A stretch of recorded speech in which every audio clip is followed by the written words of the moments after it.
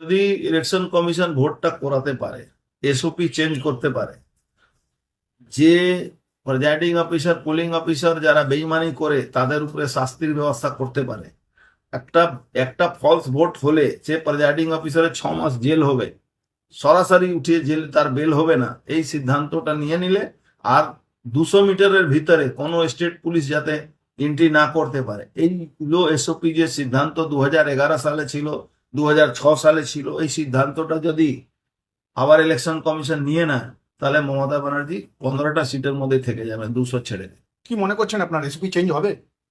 নিশ্চয়ই চেঞ্জ হওয়ার কথা, কেন চেঞ্জ হবে না? বাংলার এ তো প্রমাণিত আছে কি বাংলায় ভোট হয় না। কাজ করে নিন। দেখুন, অনেক দিন ধরে কাশ্মীরকে পাকিস্তান বানাবার চেষ্টা হয়েছিল, পারলো কি? কংগ্রেস চেষ্টা করেছিল, কংগ্রেস সমর্থন করেছিল, কংগ্রেস হিন্দু নিধন করিয়েছিল, কাশ্মীরি পণ্ডিতদেরকে নিধন করিয়েছিল, কিন্তু মোদিজি ক্ষমতা আসার পরে কাশ্মীরে 370 ধারা তুলে দিয়েছে।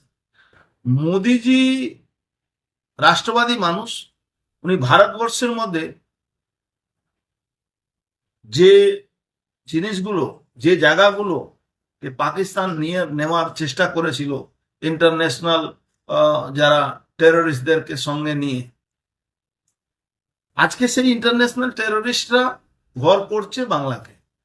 সেই জায়গাটাকে মোদিজি কোনোদিন সহ্য করবেন এটা আমাদের বিশ্বাস নেই। ভারতবর্ষের মানুষ মোদিজির উপরে বিশ্বাস করে, কেন? উনি রাষ্ট্রবাদী মানুষ, উনি শপথ নিয়ে এগিয়েছেন অখণ্ড ভারত করতে হবে। সেই অখণ্ড ভারত মধ্যে ভারতকে খণ্ডিত করার জন্য যে চক্রান্ত মমতা ব্যানার্জি করছেন, তার জবাব মোদিজি নিশ্চয়ই সময় মতো দেবেন। ভুয়ো ভোটারকে আটকানো যাবে এবার? ভুয়ো ভোটার তো আটকানো গেছে। দিল্লিতে আপনি দেখেছেন, অনুপ্রবেশকারী রোহিঙ্গা মুসলমানদের ভোটার লিস্টে লাখ লাখ ভোটার লিস্টের নাম ছিল, প্রায় 7 লাখ ভোটার লিস্ট থেকে নাম বাদ হয়েছে। তারাও বাদ হবে। 40 লাখের উপরে ভোটার লিস্টে নাম আছে রোহিঙ্গা মুসলমানদের পশ্চিমবঙ্গে। 40 লাখের উপরে, সবটা বাদ হবে। সিবিআই চার্জশিটে অভিষেক বন্দ্যোপাধ্যায়ের নাম আছে, বাট অভিষেক বন্দ্যোপাধ্যায়ের কোনো ঠিকানা অ্যাড্রেস দেওয়া নেই, তাই নিয়ে এত লাফালাফি। ঘাবড়াবার কিছু নেই। অভিষেক ব্যানার্জি আর মমতা ব্যানার্জি, এই দুজন যে বাংলাকে কারাপশন দিকে ঠেলে দিয়েছে, ভারতবর্ষের মানুষ হয়তো দেরিতে বুঝে, কিন্তু যখন বুঝে তখন ঠিক জবাবটা দিয়ে দেয়।